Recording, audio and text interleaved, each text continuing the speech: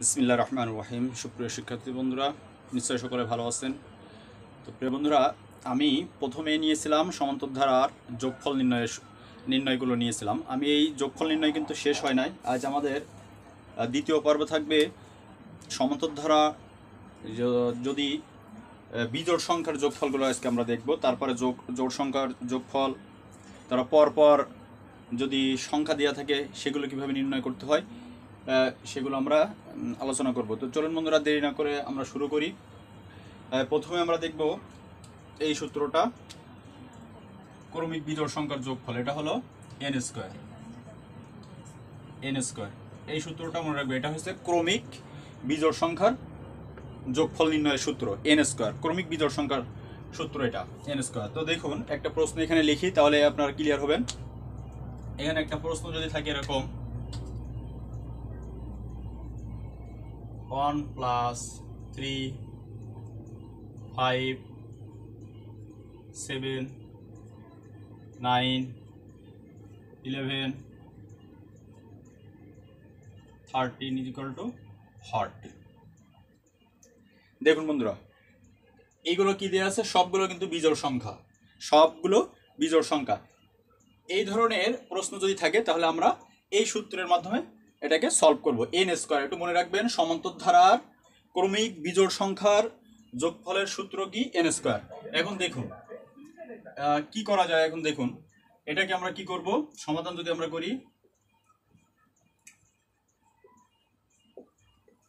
এখানে কয়টি পদ আছে এখানে আগে একটু দেখতে হবে। 1 2 3 4 5 6 7। এই এন হলো পদ সংখ্যা। এন সমান সমানটা কি? পদ সংখ্যা।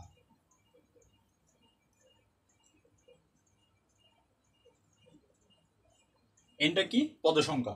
তাহলে এখানে আমাদের পদ আছে 7টি, তাহলে আমরা লিখবো 7 আর এন এর স্কোয়ার এই যে, তাহলে আমরা 49 অ্যান্সার পেয়ে থাকি। 7 উপরে স্কোয়ার 49। তো দেখুন বন্ধুরা, এখানে পদ সংখ্যা, নির্দিষ্ট পদ সংখ্যা কিন্তু দেওয়া আছে। এখানে 7টা পদ আছে, আর এনটা কি? পদ সংখ্যা। যদি নির্দিষ্টভাবে পদ সংখ্যা দেওয়া না থাকে সে সময় আমরা কিভাবে অ্যান্সার করবো একটু দেখে আসি। চলুন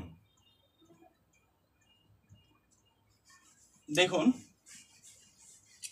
আমাদের এই সূত্রটা কি? N square. এখানে যদি এরকম থাকতো, যদি এরকম থাকে, মনে করেন plus dot dot dot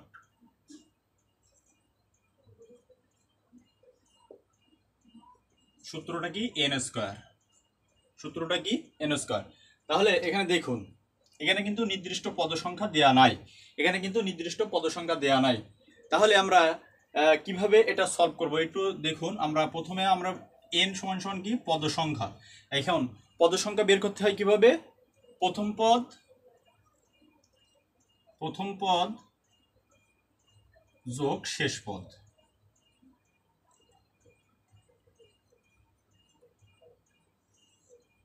divided 2। এটা হলো পদ সংখ্যা বের করার সূত্র। এটা কি? পদ সংখ্যা বের করার সূত্র। তাহলে দেখুন, এখানে প্রথম পদ আছে কত? প্রথম পদ আছে 1 প্লাস শেষ পদ আছে 19 ডিভাইডেড 2। তাহলে আমাদের পদ সংখ্যা আমরা কত পেয়ে থাকি? এখানে 10, অর্থাৎ এন সমান সমান আমরা 10 পেয়েছি। এন সমান সমান কি পাইলাম? 10 পাইলাম। তাহলে আমরা যোগফলটা কি হবে? তাহলে আমরা যখন পদ সংখ্যা 10 পাইলাম, তাহলে যোগফল সমান সমান কি হবে? দেখুন, যোগফল সমান সমান কি? N square. তো আমরা এন এর মান পেয়েছি কত? 10, এই যে স্কোয়ার, তাহলে 100। এটাই কিন্তু এই প্রশ্নের উত্তর। বন্ধুরা শুধুমাত্র মনে রাখবেন, যদি নির্দিষ্ট পদ সংখ্যা দেয়া না থাকে, এখানে দেখুন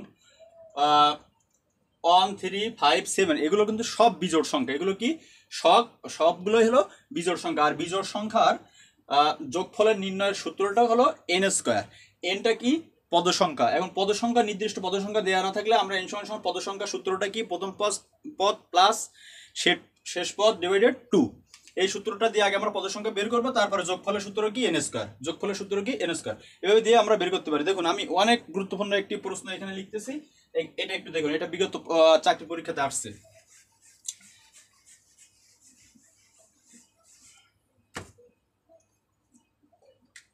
1 + 3 + 5 dot dot dot n 2n - 1। ধারাটির যোগফল কত? এই ধারাটির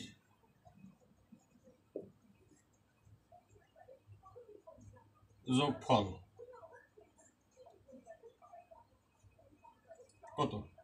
দেখুন বন্ধুরা, এটাকে আমরা কিভাবে নির্ণয় করব? তাহলে এই ধারাটির যোগফল আমরা কিভাবে বের করব? দেখুন, পদ সংখ্যা আমরা কি প্রথমে কি করব? n হলো পদ সংখ্যা, nটা কি পদ সংখ্যা।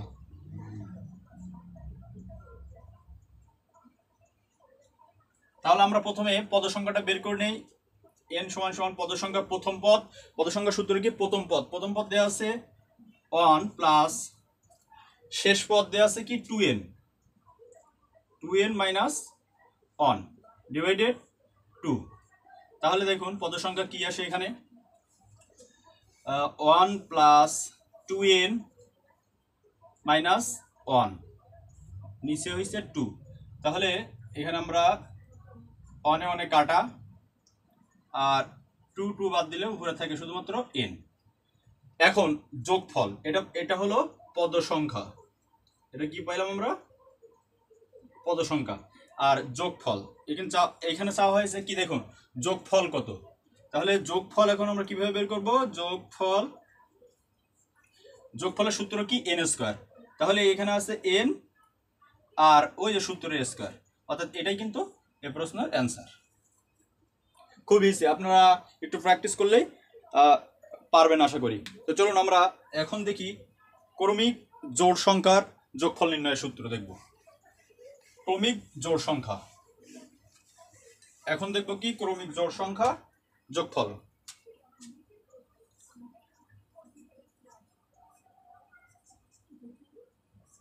ক্রমিক জোড় সংখ্যার যোগফল। এই সূত্রটা আপনার কি হবে? এটা হবে m × m - 1। একটু লিখে নেবেন, এই সূত্রটা একটু লিখবেন যে m × m - 1, m × m - 1। এটা হলো ক্রমিক জোড় সংখ্যার যদি যোগফল নির্ণয় করতে হয়, এই সূত্রটা ব্যবহার করে আমরা সকল প্রশ্নের উত্তর দিতে পারবো। এখানে mটা হলো কি? mটা হলো মধ্যমা। mটা কি? মধ্যমা।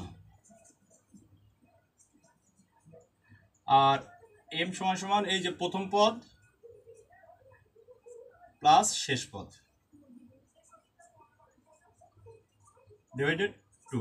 বন্ধুরা এটা একটু মনে রাখবেন। তাহলে দেখুন আমরা একটা প্রশ্ন সলভ যদি করি, তাহলে এখন কিন্তু আমরা সমাধান করতেই খুবই সুবিধা হবে। দেখুন 2 + 4 6 + 8 10 = আমরা 50তম পদ বের করব। এটা সমান কত? এটা আমরা কি করব? আমরা প্রথমে m এর মানটা বের করব। কি করব? m এর মানটা বের করব। তাহলে m এর মানটা আমরা কিভাবে বের করতে পারি একটু দেখুন। m = প্রথম পদ আছে হলো 2 যোগ শেষ পদ হলো 50 ডিভাইডেড 2। তাহলে আমরা m এর মান পাবো হলো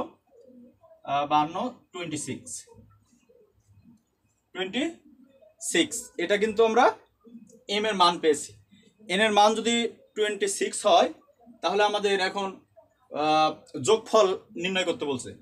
তাহলে যোগফলের সূত্রটা কি? দেখুন, তাহলে আমরা যোগফল নির্ণয় করব। যোগফল, দেখুন যোগফল = আমি কি লিখেছি এখানে? m × m - 1, অর্থাৎ m এর মান আমরা এখানে পেয়েছি 26 গুণন এখানে যদি হয় 26 থেকে 1 বাদ হয়ে গেলে 25। তাহলে 26 গুণ 25 গুণ করলে 650। কত হয়? 650। এটাই কিন্তু এই প্রশ্নের অ্যান্সার। শুধুমাত্র একটু মনে রাখতে হবে, জোড় সংখ্যার সূত্র হলো m × m - 1, আর এম এর মানটা আমরা কি করব, এই যে প্রথম পদ প্লাস শেষ পদ, আমরা ওখানে এন এর মান যেভাবে বের করছিলাম পদ সংখ্যায়, এখানে একইভাবে পদ সংখ্যাটা আমরা বের করে নেব। তারপরে যোগফল সূত্র এটা দিলেই আমাদের সকল ধরনের ক্রমিক জোড় সংখ্যার যত প্রশ্ন আসে আমরা এই সূত্র দিয়ে করতে পারবো। তো চলুন বন্ধুরা আমরা আরো একটি প্রশ্ন দেখি। যদি এরকম থাকতো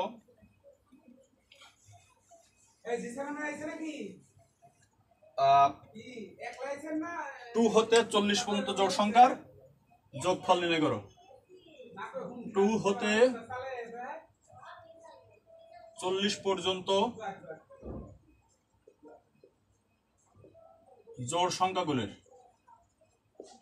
সংখ্যাগুলির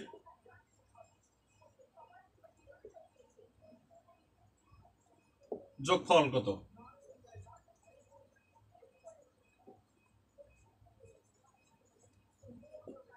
তাহলে বন্ধুরা আমরা কি করতাম, প্রথমে আমরা যথারীতি আমরা কি করব, আগে এম এর মানটা বের করব। এখানে দেওয়া আছে এম এর মান কত, 2, শেষ পদ 14 ডিভাইডেড 2।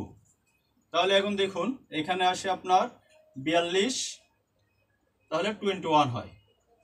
আমরা এম এর মান কি পেয়েছি, 2 × 1। এখন যোগফল চাওয়া হয়েছে কি, যোগফল কত, তাহলে যোগফল সমান সমান আমরা কি লিখব, আমরা ওই যে সূত্র এটা লিখলাম m × m-1। তাহলে m এর মান যদি 21 আর ইন্টু এখানে m 21 - 1 অর্থাৎ 20 থাকে, যোগ করলে আপনার কত আসে দেখুন, 420। এটাই কিন্তু এই প্রশ্নের অ্যান্সার। খুব ইজি, নিশ্চয় আপনাদের ভালো লেগেছে। আর আজকের এই ক্লাসটি যদি আপনাদের ভালো লাগে অবশ্যই আমার চ্যানেলটি সাবস্ক্রাইব করবেন আর বন্ধুদের মাঝে শেয়ার করবেন। তো বন্ধুরা এরপরে আমরা যেটা দেখব, আমার ইউটিউব চ্যানেল শিক্ষার আলো 3টা স্টার, ওখানে যাবেন। এর চেয়ে ভালো ভালো ক্লাস ওখানে অনেক দেয়া আছে, খুব মজার মজার ক্লাস, আপনারা এনজয় করবেন এবং ভালো লাগলে লাইক কমেন্ট করতে ভুলবেন না। তো চলুন আমরা আরও একটা প্রশ্ন দেখব। সমান্তর ধারা আমরা আজকের এই ক্লাসের মাধ্যমে আমরা শেষ করে দেব। এরপরে আমরা গুণোত্তর ধারা দেখব পরবর্তী ক্লাসে। দেখুন বন্ধুরা অবশ্যই ভিডিওটা শেষ পর্যন্ত দেখবেন, আপনাদের কাছে রিকোয়েস্ট, যদি শেষ পর্যন্ত না দেখেন তাহলে কিন্তু বুঝতে সমস্যা হবে। দেখুন যদি প্রশ্নতে এরকম উল্লেখ থাকে পর পর পূর্ণ সংখ্যার কথা যদি উল্লেখ থাকে, কি থাকে যে অনেক প্রশ্ন এরকম থাকে পর পর পূর্ণ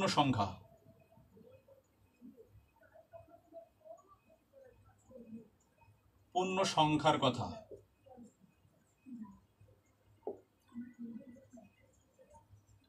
উল্লেখ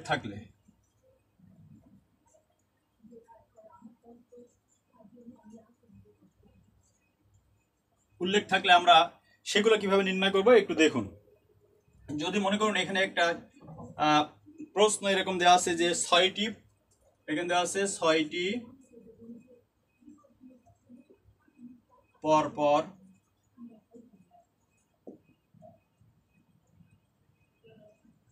পূর্ণ সংখ্যার প্রথম 3টি সংখ্যার যোগফল।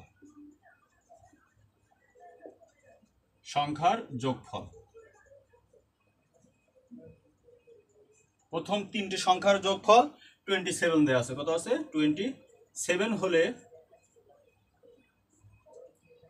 শেষ 3টি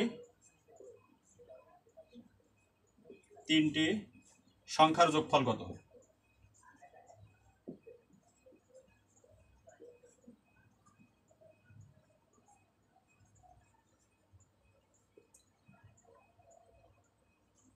দেখুন বন্ধুরা একটু প্রশ্নটা দেখুন, এরকম প্রশ্ন কিন্তু অহরহ চাকরিতে থাকে। 6টি পরপর পূর্ণ সংখ্যা দেওয়া আছে, তার ভিতরে প্রথম 3টি সংখ্যার যোগফল যদি 27 হয়, 27 হলে শেষ 3টি সংখ্যার যোগফল কত? এই সূত্রটা কি হবে একটু দেখুন। এখানে আমরা S2 বের করব। এই সূত্রটা আমি ডাইরেক্ট এখানে লিখে অঙ্কটা সলভ করব। এখানে আমরা বের করব S2, তাহলে S2 S1 প্লাস n²। এই সূত্র, এটা যদি শেষ 3টি সংখ্যার যোগফল বের করতে বলে এটা দিয়েই আমরা বের করবো। আর যদি প্রথম তিনটি সংখ্যার যোগফল বের করতে বলে তাহলে আমরা লিখবো সেই সময় S1 equal to S2 minus n square. এই সূত্রটা অ্যাপ্লাই করবো। তো দেখুন বন্ধুরা, আমরা এই সূত্রটা দিয়ে প্রশ্ন সলভটা করি, তারপরে আরেকটা প্রশ্ন দেব আমরা, সেটা হলো প্রথম তিনটি সংখ্যার যোগফল কিভাবে বের করতে হয় সেটা।